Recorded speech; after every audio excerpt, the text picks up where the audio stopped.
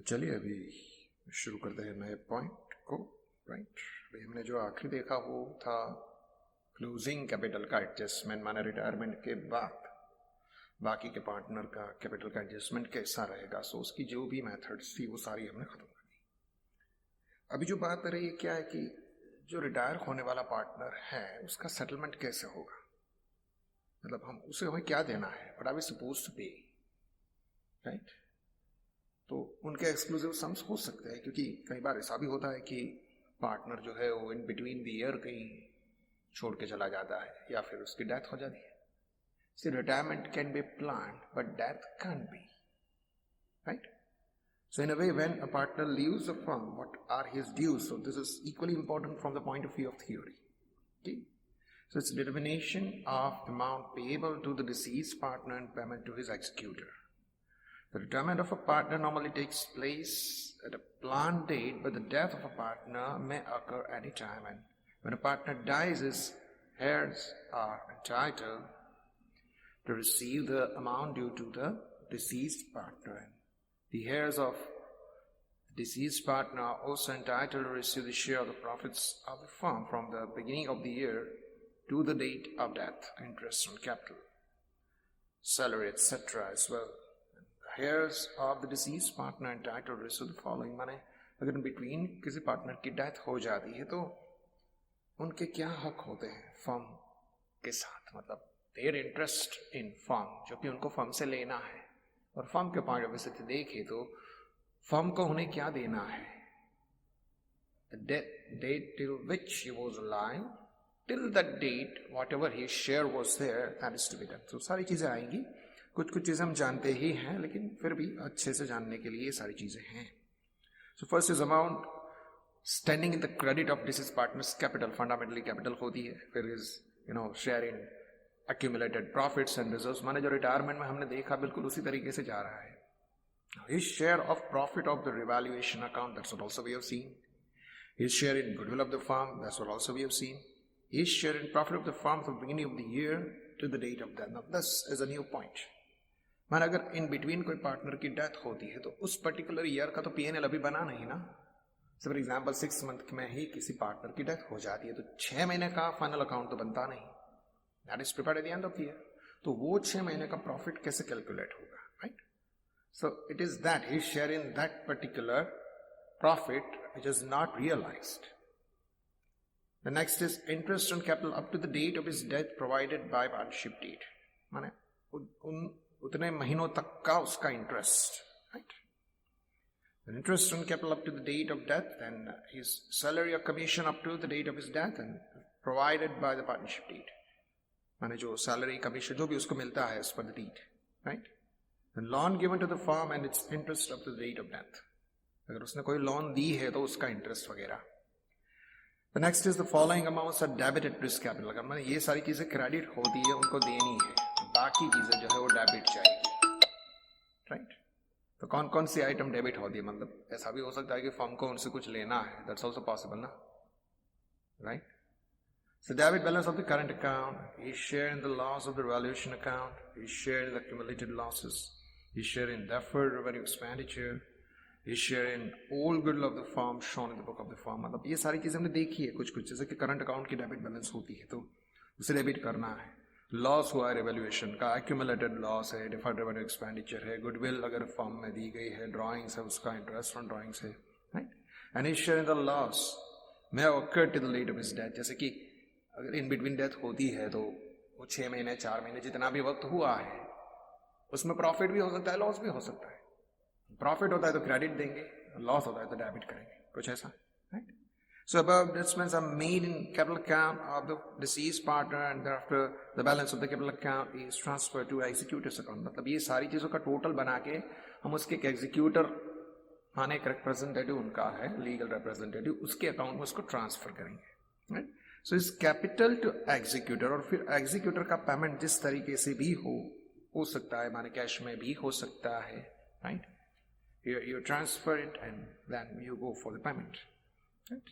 Now profit share to the deceased partner, जैसे वो बात हो रही थी प्रॉफिट की, तो प्रॉफिट का शेयरिंग किस तरीके से होगा, right? Let us see that. Profit sharing में कुछ कुछ मेथड्स हैं. So first is on the base of the last years profit. मान लास्ट ईयर जितना प्रॉफिट था उतना प्रोजेक्ट कर लेते हैं. लास्ट ईयर भी 2 लाख का प्रॉफिट हुआ तो इस साल भी प्रोजेक्ट करते हैं कि शायद 2 लाख का प्रॉफिट होगा फॉर द होल ईयर. फिर उसको प्रोपोर्शनल ले लेंगे भी 6 महीना हुआ है तो 6 महीने का कितना. Second is on the base of the average point of fast few years. माने 1 साल का नहीं, पिछले 4-5 साल का, 3 साल का, इस तरीके से एवरेज निकालें और वो एवरेज का हम प्रोजेक्शन करें. Right. And third is on the base of the previous year sales and profit. माने प्रीवियस ईयर कितना सेल हुआ था, प्रीवियस ईयर कितना प्रॉफिट हुआ, तो उनका एक रेशियो में एस्टैब्लिश करेंगे भाई लास्ट ईयर 5 लाख का सेल हुआ था, उसमें 1 लाख का प्रॉफिट था. So sale of 5 lakh, 1 lakh is the profit. So in this year there is sale of 2 lakh till the date of death. What will be the profit on that. So एक relationship आप establish करो and that seems to be genuine rather than time. The sales is more appropriate because profit is more associated with sales rather than. ठीक है. Season आ गया है तो पूरे साल का सेल्स ज्यादातर निकल गया होगा और सीजन अभी आया ही नहीं है तो 6 महीने 8 महीने कितना भी वक्त गुजर गया हो लेकिन अभी सेल ही नहीं हुआ है, सीजन ही नहीं हुआ है तो वो प्रॉफिट नहीं निकल सकता. So ideally the third method seems to be better in a way कि आप उस पर्टिकुलर डे तक का सेल्स निकालें और लास्ट ईयर जो आपका सेल्स का मार्जिन था वही मार्जिन प्रॉफिट का मार्जिन था सेल्स के ऊपर, उसी मार्जिन को आप प्रोजेक्ट करें और उसी से उसको निकालें. ये हो सकता है. ठीक है. अभी एक छोटा सा एग्जाम्पल उन्होंने ये 3 मेथड को समझाने के लिए दिया है यहाँ पे. Just understand it so that when it's going to be applied we can better understand. Now A died on 30th June 16 and his share in profit is 1/5. Financial year ended 31st March and last 3 years profit is as under. पिछले 3 साल के profits को अपन देख लें. Right. तो ये data है हमारे पास. Last 3 years profit and sales for the year 15 and 16 amounted to 2 lakh and sales from first 3 months of the current year is 60,000. मतलब लास्ट ईयर एंड में इतना सेल हुआ था और लास्ट ईयर एंड का प्रॉफिट भी है हमारे पास और current year in first 3 months ना, ये डाइज ऑन 30th June तो 3 महीने का सेल इतना है. राइट. अभी तीनों मेथड को हम अप्लाई करेंगे. Find on the base of find out the deceased partner share the profit of the firm on the following basis. On the base of last years profit, base of the average of last 3 years and base of the last years sales and profit. तीनों चीज. तो पहला है on the base of last years profit. Last year का profit कितना था. ठीक है. तो लास्ट ईयर का प्रॉफिट हमारे पास यहाँ पे 40,000. ठीक है, पूरे साल का. और उसकी डेथ हुई है 30th June. माने ये साल शुरू हुआ है 1 April. So 1 April to 30th June ये ड्यूरेशन अगर अपन देखें so that comes to 3 months. Right. तो सबसे पहले ये जो 40,000 प्रॉफिट है पूरी फर्म का है, उसमें जो डाइंग पार्टनर उसका शेयर कितना होता है. Ideally that comes to 1/5. एंड ये 1/5 जो है वो पूरे साल का है लेकिन अभी तो 3 महीने हुए हैं. 3 महीने का कितना होगा. So again it will be multiplied by 3/12. So final answer comes 2000. माने जो डाइंग पार्टनर है उसका करंट ईयर जिसका अभी पीएनएल नहीं बना है उसमें उसका शेयर रहेगा 2000. अब यही प्रोसीजर अगर अपन देखें कि लास्ट 3 years के एवरेज पे अगर हमें जाना है तो हमने लास्ट 3 years का एवरेज ले लिया. That comes to 60. माने इतना प्रॉफिट मिल सकता है शायद दिस ईयर ना, कंसिडरिंग लाइक दैट. तो ये 60,000 के ऊपर वही प्रोसेस करेंगे कि उसमें 3 महीने जितना कितना होगा और 3 महीने में उसका हिस्सा कितना. Like that. This is the way you can find your share in profit for first 3 months if you go for the second method.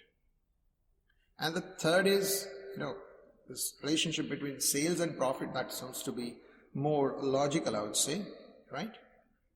तो लास्ट ईयर का सेल्स था 2 लाख और लास्ट ईयर का प्रॉफिट है 40,000. इन दोनों का रिलेशनशिप एस्टैब्लिश करते हैं अपन कि ये जो 40,000 है वो 2 लाख का कितना हिस्सा है. माने हम कुछ ऐसा प्रोजेक्ट करें कि ये अगर 2 लाख का सेल्स होता है 40,000 का प्रॉफिट है तो इस साल till the date of death sales amounted to 60. इस साल अगर 60,000 का सेल होता तो प्रॉफिट कितना होगा. You are projecting it. You are directly establishing relationship between sales and profit, right? And it's very genuine because profit is ultimately part of sales. It's not associated with time, right? So 2 lakh to 40, this is last year, then current year 60 to what? Because current year till the date of death, sales of the firm is 60. ठीक है, तो उस हिसाब से अगर अपन चले तो firm का प्रॉफिट बनता है 12,000, माने इस साल का ये जो 60,000 का सेलिंग हुआ है उसमें फर्म का प्रॉफिट होगा 12. उस 12 में ये डाइंग पार्टनर का हिस्सा कितना होगा? So that's gonna be his share multiplied by 1/5 and comes to 2400, right? तो उसके अकाउंट में हमें क्रेडिट करना है 2400 को. ठीक है, अब जो ये जो रिटायरिंग पार्टनर है, राइट, उसके अकाउंट में सारी चीजें क्रेडिट जाएगी तो उसके लिए एक जर्नल एंट्री बनानी रहती है, that is profit and loss expense account debited to his capital, right? कुछ इस तरीके से बात होती है. ठीक है, अब वो जो सारी चीजें हमने देखी, right, various things are going to be credited and various things are going to be debited, that can be presented in form of this kind of journal also. journal के फॉर्म में सारी चीजें हो सकती है, राइट? वही सारी चीजें जो क्रेडिट जाती है उसके अकाउंट में क्रेडिट जाएगी, डेबिट वाली चीज डेबिट जाएगी. और उस हिसाब से अगर अपन देखें तो डिसीज पार्टनर का जो अकाउंट बनता है कुछ इस तरीके का होगा. And it's very logical and simple. जो जो चीजें किसी भी एक पार्टनर को क्रेडिट मिलती है in retirement, the same is gonna happen over here in death ना. रिटायरमेंट और डेथ में अगर हम देखने जाएं तो उस तरीके से देखें, इट्स एन एग्जिट ओनली. अभी रिटायरमेंट में एग्जिट होती है फर्म से और डेथ में एग्जिट होती है दुनिया से, लेकिन एग्जिट है, right? Retirement can B plan, death can B. तो अचानक हो जाती है तो क्या करें? So it's not in anyone's hand. One has to accept it. तो उस सिचुएशन में उसी तरीके से काम होगा. एक ही नया पॉइंट आया, that is share in the profit of that particular year in which he died. वो एक ही बात अब तक नहीं मिली और वो ये जो तीन मेथड हमने देखी उसी में आ जाएगी, वरना ये सारी चीजें तो बिल्कुल वैसी है जैसे किसी भी कैपिटल अकाउंट में हुआ करती है. There's nothing new in this, right? And then the payment, right? Payment that can be made in form of say full in one installment at a time, या फिर आप उनको various installment में divide कर सकते हैं. ठीक है, और एक और बात भी इसमें आ सकती है at the end. So when the payment is made in more than one installment, in this case the executor is entitled to interest at the rate of 6% per annum unless agreed otherwise. As per Indian Partnership Act 1932, the executor has option to take the share of profit instead of interest. मैंने अगर कुछ clarification नहीं है, ठीक है, और उसको instalment में पेमेंट हो रही है तो वो 6% पर annum इंटरेस्ट के लिए एलिजिबल है, प्रॉफिट के लिए भी है. ठीक है, because ideally the contract is not ended willingly. It happened due to some natural reason. Partners ने साथ बैठ के तय नहीं किया कि चलो अब अलग हो जाते हैं. इट्स प्योर रिटायरमेंट, लेकिन ये रिटायरमेंट नहीं है, डेथ है. ठीक है, चलिए आगे बढ़ते हैं. Now let's understand a sum that includes these things, right? XYZ are the partnership profits and loss. The ratio 4:3:2 and balance share of the firm is on 31st March 16 was as under. Balance sheet हमारे सामने आ गई है. ठीक है, reserve है, advertisement campaign है, तो जैसे हुआ करता था वैसे ही होगा. बात सिर्फ एक ही वहां पे बहुत सारे पार्टनर्स के अकाउंट हुआ करते थे, रिवैल्यूएशन हुआ करता था. यहाँ पे सिर्फ एक ही पार्टनर का अकाउंट बनेगा, the only thing. So in a way it's easier than the others, right? So Z died on 31st December 16. The terms of a partnership deed are as under. Share of the profit for the period from closing of the last financial year to the date of death on the base of last year's profit to be given. माने ये जो balance sheet हमारे पास 31st मार्च 16 की है, ठीक है, और death होती है 31st दिसंबर 16 को, माने 9 महीने बाद, exactly after 9 months he died. तो ये 9 महीने का प्रॉफिट लगेगा. The goodwill of the firm is to be valued on the basis of the twice of the average of the past 3 years profit, and profit of last 3 years was as under. ये last 3 years के profit. Calculate amount payable to Z's executor by preparing his capital account. Right? तो चलिए आगे बढ़ते हैं. right? We have to draw only one account, that is that's executor's account. जैसा capital account बनता है बिल्कुल वैसा ही है, ठीक है? Let's draw and start. चलिए अब हम रेडी हैं, right, with this drawn structure that is ज़ेड्स कैपिटल अकाउंट. तो शुरू करेंगे एज यूजुअल ओपनिंग बैलेंस से, ठीक है? Z is a dying partner, तो उसकी कैपिटल कितनी है? That is 70. So first of all will write that by balance brought down 70,000. 70,000 की उसकी कैपिटल है, ठीक है? अभी दो चीजें हमको बैलेंस शीट में दिख रही हैं. उसमें उसका as share of you know the old share, वो जो भी है जैसा रिटायरमेंट में होता है वो तो होगा ही. That is general reserve. जो भी कम्युलेटेड प्रॉफिट्स है उसमें उसका शेयर है. So his share will be credited to his account, that is from general reserve. General reserve का बैलेंस है 20,000 का और Z का शेयर है 2/10. So it's 2/10 of 20,000 comes to 4,000. Right? Now you all know how to find it. So I'm just speaking. It's 2/10 of 20,000. That's total reserve. Right? Then there is advertisement campaign expenditure. It is there on the asset side. That means a kind of a fictitious asset, right? तो उसको हमें debit करना है to advertisement campaign expenditure account. उसमें उसका share जाएगा.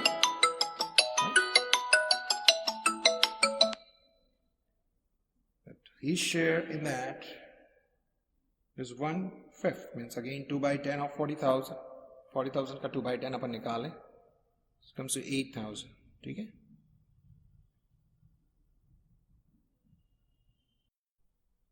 तो दो चीजें जो हमें दी गई थी उसको हमने पार्टनर के कैपिटल अकाउंट में लिख दिया, ठीक है? Now we to follow the adjustments, right? जो भी एडजस्टमेंट है उनको हमें देखना है, ठीक है? तो सबसे पहला share of the profit of the period from the closing of last financial year to the date of death on the base of last year's profit to be given. मतलब लास्ट ईयर का जितना profit है उस हिसाब से ये जो dying partner है उसको शेयर मिलेगा, ठीक है? But as a compared based on last years profit, it's definitely going to be on time basis. Fine. तो हमें ये देखना है कि कितने वक्त तक Z जो है वो जिंदा था करंट ईयर में, ठीक है? So year in the current year, first of all let's decide the time, right? It's the first step.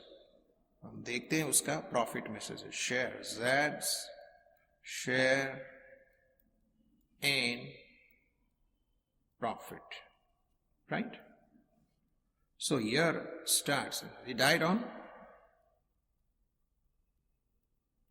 31st December 16, right? तो ईयर जो है वो बिगिन होता है 1/4 से. So from 1/4/16 to 31st December 16. This duration, this is actually 9 months. Means he was alive for 9 months in the current year. ठीक है? And his share in profit ratio, it's 2/10, right? So last year's profit, you are told, right? It's based on last year's profit. So last year's profit given, that is 60,000, right? So last year's profit is 60,000, right?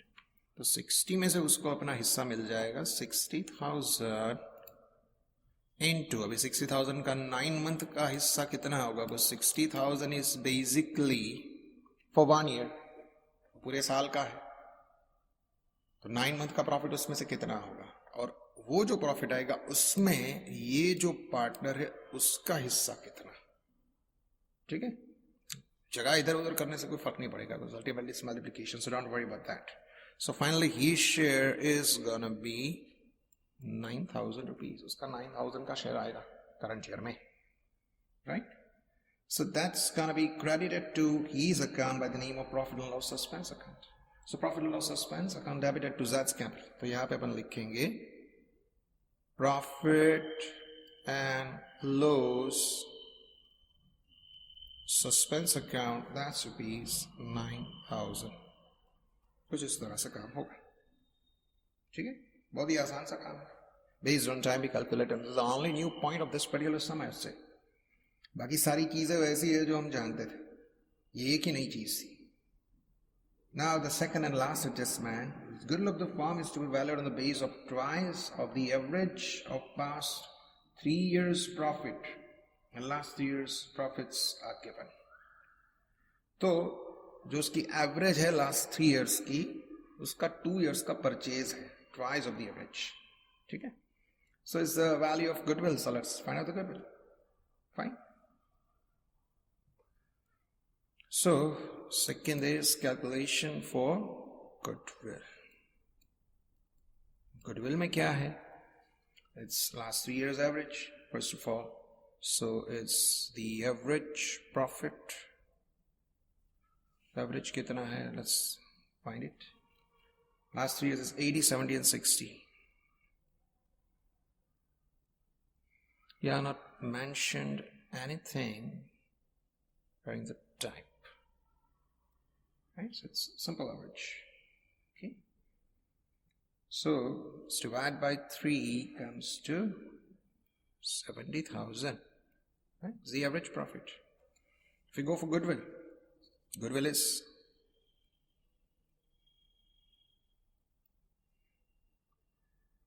average profit and 2 2 साल की purchase. So 70,000 and 2 comes to 140. This will be the goodwill. ठीक है. अभी आपको जो dying partner है उसके बाद नया प्रॉफिट शेयरिंग रेशियो कुछ दिया नहीं है. That means the old partner will continue in the old ratio. ऐसा सोच सकते हैं, और वही उसका गेन रेशियो भी हो जाएगा, ठीक. So old share of profit,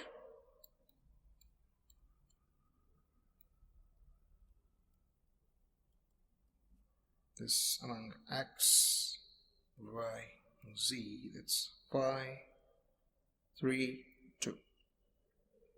Z जो है उसकी डेथ हो जाती है, तो बाकी के दो है उसका शेयर यही रहेगा, this 5:3, right? So Z's share in goodwill,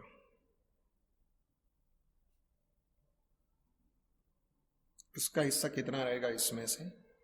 It's gonna be 140 into 2/10 comes to 28,000, ठीक है. और ये जो 28,000 है वो बाकी के दो पार्टनर में उनके रेशियो में डिवाइड हो जाएगा, that is 5:3. Fine. So what will be borne by X in form of share? In other words, goodwill given by X, right?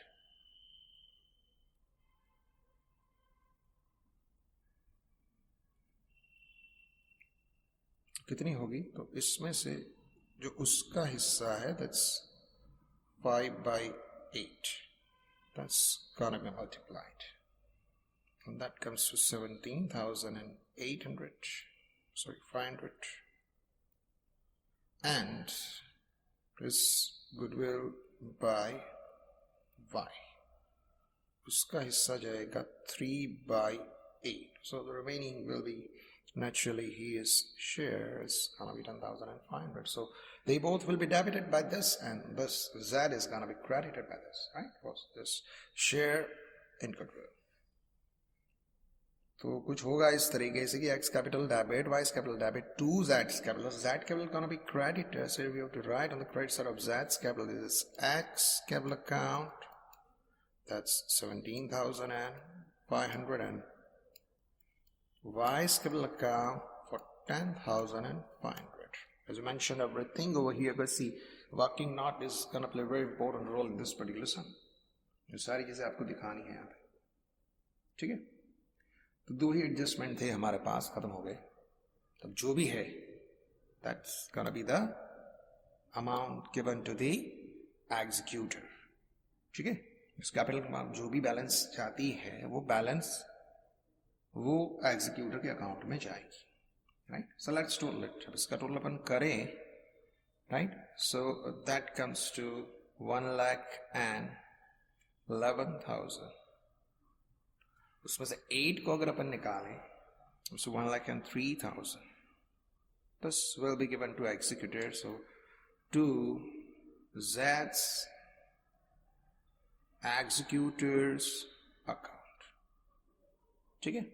this will be given to Z's executor, because that's what we are asked for, to calculate the amount payable to Z's executor, and that's what we found. So in a way, this is going to be the end of this particular sum.